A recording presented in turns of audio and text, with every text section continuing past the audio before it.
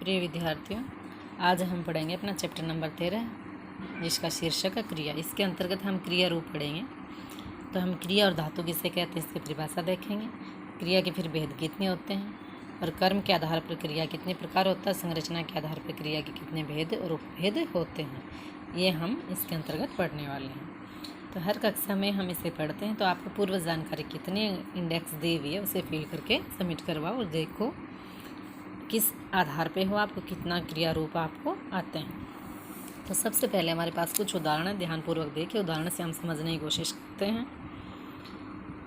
उदाहरण हमारे पास, शालिनी पत्र लिखती है। लिखती है क्या है? क्रिया है, काम करने का बोध करवा रही है। राजीव पुस्तक पढ़ रहा है। पढ़ रहा है क्या? क्रिया रूप है। शैलजा गेंद खेल रही है। खेलना क्या है? क्रिया। तो खेल रही है क्या? क्रिया रूप है। हर्ष पतंग उड़ा रहा है। उड़ा रहा है क्या? पतंग। शैलजा खेल रही क्या? गेंद। राजीव पढ़ रहा है क्या? पुस्तक। और शालिनी लिख क्या रही है? पत्र। तो ये सब क्या है? किसी न किसी कार्य या क्रिया के होने का बोध करवा रहे हैं। तो ये होते हैं क्रिया रूप। देखिए नीचे जो शब्द है, शालिनी, राजीव, कर्ता जो थे, कौन कौन थे कार्य करने वाले? कर्ता शालिनी, राजीव, शैलजा, हर्ष। ये लिखने, पढ़ने, खेलने और उड़ाने का काम कर रहे थे। तो ये क्या है? किसी न किसी कार्य को कर रहे थे। तो जिसमें किसी कार्य के करने का बोध या पता चलता है उसे क्रिया कहते हैं। ठीक है, इसकी परिभाषा हो गई। यानी जिस शब्द से किसी काम का करना या होना प्रकट होता है या पाया जाता है उसे क्रिया कहते हैं। परिभाषा हो जाएगी अपनी, जिस शब्द से किसी काम का करना या होना पाया जाता है उसे क्रिया कहते हैं। अब आपको पता है, आपको पहले भी बताया गया है, मूल रूप क्रियाओं में क्या धातु होते हैं, फिर धातुओं में ना प्रत्यय जब लगाते हैं तब वो क्रिया रूप बनता है। जैसे खा, पी, उठ, जा, ये क्या हैं? धातु होते हैं। और इन धातुओं में ना प्रत्यय हम लगाएंगे तब ये क्रिया बनेगी। खा जोड़ना, खाना, पी जोड़ना, पीना, उठ जोड़ना, उठना, जा जोड़ना, जाना। तो खा जोड़ या योग ना, खाना हो गया। तो ये सब क्या है? क्रिया रूप बाद में बनेंगे, ये पहले क्या है? मूल धातु हैं। ठीक है, तो ये आपको बता दिया है कि ना प्रत्यय लगाने से क्रिया का सामान्य रूप बनता है। और वाक्यों में कई बार क्या है? क्रिया का प्रयोग नहीं किया जाता तो वाक्य पूर्ण नहीं बनता। आपको पता है, जब किसी वाक्य में क्रिया ही नहीं होगी तो हमें क्या पता चलेगा क्या काम किया जा रहा है। जैसे बच्चे साइकिल, पूरा वाक्य है, क्रिया नहीं है। बच्चे साइकिल क्या कर रहे हैं? चला रहे हैं, दौड़ा रहे हैं, खा रहे हैं, पी रहे हैं, नहीं पता। फूलों की माला, क्या फूलों की माला? यहाँ क्रिया नहीं है, इससे हमें पता ही नहीं लगा कि क्या काम किया जा रहा है। लेकिन जब इन वाक्यों को हमने पूरा लिखा, बच्चे साइकिल चला रहे हैं, तब हमें पता चला है चला रहे हैं क्या? क्रिया है, यानी बच्चे साइकिल चलाने का काम कर रहे हैं। काम का पता क्रिया से ही चलता है। फूलों की माला बनाओ, क्या बनाने की बात कही गई? फूलों की माला बनाने की बात कही गई है। तो यानी वाक्यों में क्या अर्थ है ये स्पष्ट नहीं होता अगर वाक्य में क्रिया नहीं होती, इसीलिए इनका प्रयोग किया जाता है। अब हम पढ़ते हैं क्रिया के भेद। जैसा कि आपको पता है, क्रिया के भेद होते हैं कर्म के आधार पर दो, सकर्मक क्रिया, अकर्मक क्रिया। सकर्मक यानी ऐसी क्रियाएं जिसमें क्या है? कर्म होता है ना। क्रिया का फल किस पर पड़ता है? कर्म पर पड़ता है।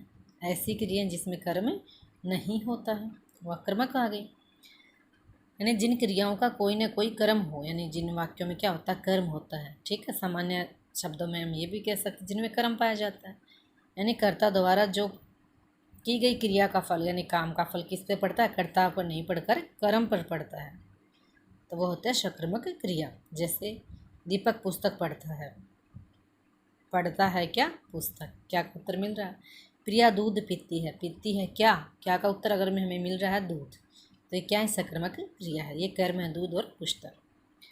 पढ़ता और पीती, खाता, ये सारे शब्द क्या? जैसे एक वाक्य और रह गया, संजय केला खाता। खाता क्या खा रहा? संजय केला खा रहा। तो ये सारे क्या हैं? सकर्मक क्रिया हैं, दूध, केला और पुस्तक।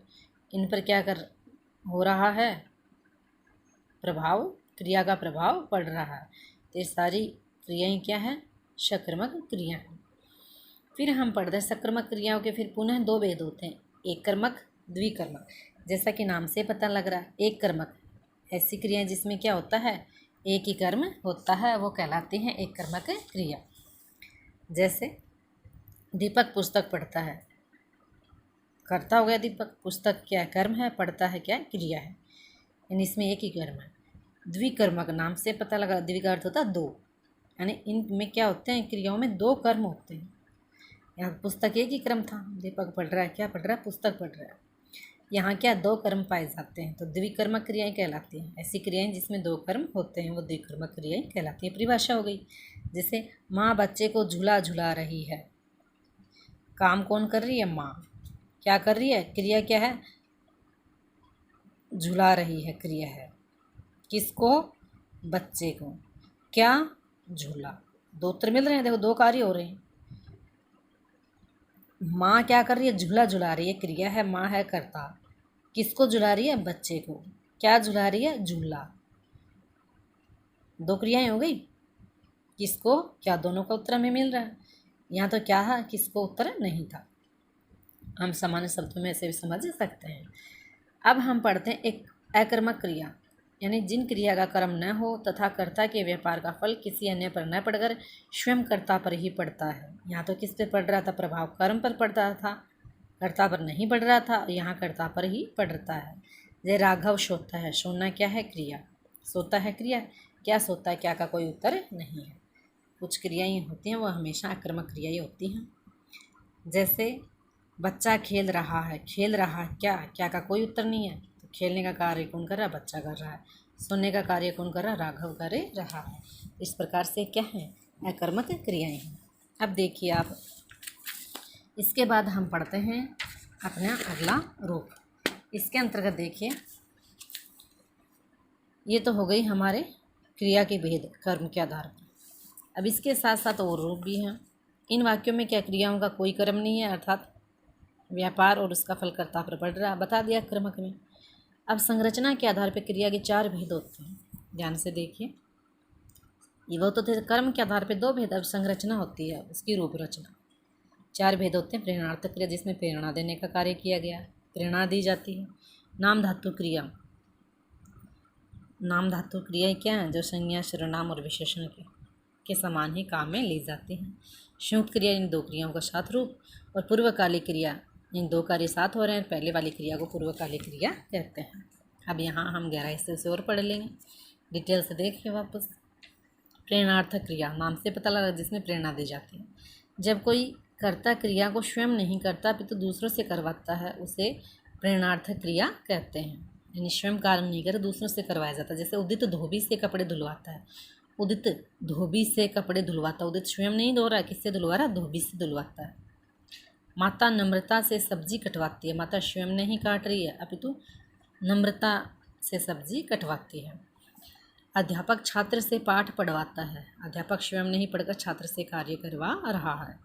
कोमल माधुरी से रोटी पकवाती है, कोमल स्वयं काम नहीं कर रही अपितु माधुरी को प्रेरणा दे रही है और रोटियां पकवा रही है। तो ये सारी क्रियाएं क्या है, धुलवाता है, कटवाता है, कटवाती है, पढ़वाता है और पकवाती है, सारी प्रेरणार्थक क्रियाएं, क्योंकि कर्ता स्वयं काम नहीं कर कर दूसरों से कार्य करवा रहा है। तो इस प्रकार से इसमें कर्ता क्या है, दो प्रकार होते हैं, प्रेरक कर्ता, एक प्रेरित कर्ता। यानी एक प्रेरणा देने वाला, एक प्रेरणा लेने वाला। प्रेरक कर्ता होता है प्रेरणा देने वाला कर्ता, यानी अध्यापक, कोमल, उदित, माता, ये सब क्या हैं, प्रेरक करता है। प्रेरित कर्ता कौन होता है, जो प्रेरणा लेकर कार्य करता है। कार्य कौन कर रहा है, यहाँ धोबी, नम्रता, छात्र और माधुरी कर रहे हैं। आ गया समझ में। तो यहाँ क्या है, ये प्रेरक और प्रेरित है। जैसे पहले वाक्य में बता दिया, उदित क्या है, प्रेरक करता, प्रेरणा देता है, और प्रेरित कौन हो रहा, धोबी, कार्य कौन कर रहा, धोबी, स्वयं नहीं कर कर धोबी से करवा रहा है। तो प्रेरणार्थक क्रिया के भी फिर दो भेद होते हैं, पहली प्रेरणार्थक क्रिया और दूसरी प्रेरणार्थक क्रिया। पहली प्रेरणार्थक क्रिया होती है, जैसे वाक्य है, अध्यापक छात्रों को पढ़ाता है,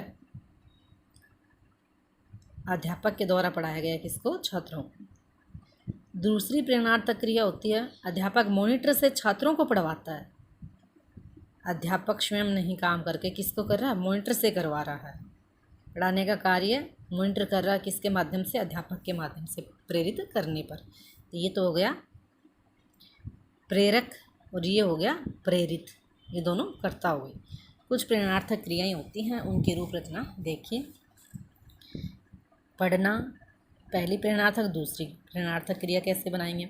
पढ़ना, पढ़ाना, पढ़वाना, रहना, रखना, रखवाना, पीना, पिलाना, पिलवाना, पकड़ा, पकड़ना, पकड़वाना, फटना, फाड़ना, फड़वाना, भीगना, भिगोना, भिगवाना, रखा, रखना, रखवाना। इस प्रकार से ये रूप बन गए। अब सेकंड हम पढ़ते हैं नाम धातु क्रिया। तो जब नाम यानी संज्ञा सर्वनाम विशेषण धातु के समान प्रयोग में आते हैं, यानी संज्ञा सर्वनाम और विशेषण जो शब्द वो धातु के समान ही हम काम में लेते हैं, तो ये नाम धातु क्रिया कहलाती हैं। और इन्हीं से क्या बनती है? नाम धातु क्रिया बनती है। जैसे कन्या पिता से शर्माती है। शर्माना क्या है? शर्म क्या है? संज्ञा है, भाववाचक संज्ञा होगी ना शर्म। अब शर्म से बन गई शर्माती, शर्माना। तो ये शब्द क्या हैं? क्रिया के रूप में काम में लिए गए, क्रिया के समान काम में लिए गए हैं। तो ये क्या बन गए? नाम धातु क्रिया। तुम तो सठिया गए हो। साठ क्या है? विशेषण है। सरकार ने मोहन का सारा धन हथिया लिया। हथियाना। तुम तो व्यर्थ ही मुझे झुठला रहे हो। झूठ, झूठ से क्या बन गया? झुठला, झुठलाना, झूठा आदि। तो ये सारे शब्द क्या हैं? नाम धातु क्रिया हैं। तो देखो ऐसे वाक्य जिसमें शर्माती, हथिया लिया, सठिया गए हो, झुठला रही हो, सारी क्रिया शब्द है। और ये क्रिया शब्द किससे बने? शर्म, हाथ से हथियाना, साठ से सठियाना, झूठ से झुठियाना आदि शब्द से बने हैं। इस कारण से नाम धातु क्रिया है। अब देखो नाम धातु क्रिया कैसे बनाते हैं? प्रत्ययों के द्वारा बनाते हैं, आपको पता है। तो गरम जोड़ आ, गर्मा, शर्म जोड़ आ, शर्मा। अब देखो नाम धातु क्रिया बन गई, क्रिया का सामान्य रूप गर्मा, गरमाना बन गया। शर्म जोड़ आ, शर्मा बन गया, शर्माना बन गया। साठ जोड़ या, सठिया बन गया, सठियाना बन गया। झूठ जोड़ ला, झुठला बन गया, झुठलाना बन गया। तो ये प्रत्यय हो गए, ये शब्द हो गए, नाम धातु क्रिया बन गई और क्रिया का सामान्य रूप उनसे बन गया। अब हम पढ़ते हैं संयुक्त क्रिया। जैसा कि आपको पता है संयुक्त यानी दो या दो से अधिक। जो क्रिया दो या दो से अधिक मूल धातुओं के योग से बनती है उसे संयुक्त क्रिया कहते हैं। आपको पता है संयुक्त का अर्थ होता है दो या दो से अधिक। वह फल खा चुका है, ठीक है, खा चुका है, दो क्रिया ही हैं। तो खाना, रेख, चुकना। मैं अब चल सकता हूँ, चलना और सकना, दो क्रियाएँ आ गई। वे छात्र पढ़ते रहते हैं, पढ़ना और रहना, दो क्रियाएँ आ गई। इस प्रकार से दो क्रियाओं का जहाँ प्रयोग होता है वो क्या होती है? संयुक्त क्रिया कहलाती है। ठीक है। अपूर्वकालिक क्रिया, अब नाम से पता लग रहा है, वह क्रिया जो पूर्व में घटित हो चुकी है, पहली वाली क्रिया। पूर्व का अर्थ होता है पहला, जो पहले नंबर पे हुई है, पहले बार हुई है। जो क्रिया मुख्य क्रिया से पहले प्रयुक्त होती है उसे पूर्वकालिक क्रिया कहते हैं। यानी दो वाक्यों में क्रियाएं होंगी और पहले नंबर पे जो क्रिया होगी, पहली बार जो होगी, वो क्या है? पूर्वकालिक होती है, यानी मुख्य क्रिया से वो पहले होगी।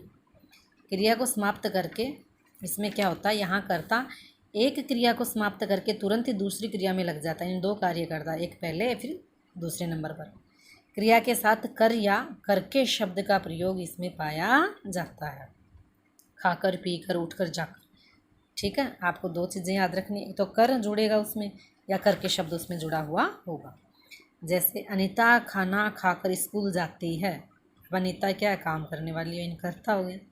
खाना खाकर स्कूल जाती है, स्कूल जाना क्या होगी? क्रिया होगी, तो मुख्य क्रिया है। इससे पहले क्या काम किया है? खाना खाया है ना। खाकर शब्द क्या है? खाकर यानी ग्रहण करके, भोजन करके, है ना। ये क्या? पूर्वकालिक क्रिया है। जैसे ब्रह्मचारी संध्या करके आश्रम को जाते हैं। ब्रह्मचारी व्यक्ति, ब्रह्मचार्य का पालन करने वाले, आश्रम में जाते हैं। आश्रम में जाना क्रिया हो गई मुख्य। कब? संध्या करके, यानी पूजा पाठ करके। तो कर के जुड़ गया इसमें, करना। बादलों को देखकर मोर नाचते, मोर नाचते हैं। देखना शब्द से बना देख कर, है ना। तो ये क्या? पूर्वकालिक, पहले ये काम ही है किया गया है। पहले देखते हैं फिर नाचते हैं, पहले पूजा पाठ किए फिर जाते हैं, पहले खाना खाया फिर स्कूल जाती है। पंडित जी नहाकर पूजा करते, पूजा करना बाद में होता है, पहले नहाना होता है। पढ़कर स्कूल जाओ, पढ़ना पहले होता है फिर स्कूल जाना बाद में। तो ये पूर्वकालिक क्रियाएं हैं। इनसे पता लग गया आपको मुख्य क्रियाओं से जो पहले कार्य किए जाते हैं और उसमें क्रिया के साथ कर्या करके शब्द का प्रयोग किया जाता है वो क्या होता है, पूर्वकालिक क्रिया होती है। इस प्रकार से संरचना के आधार पर 4 भेद हमारे हो गए। तो हमारा चैप्टर कंप्लीट हो गया। Thank you.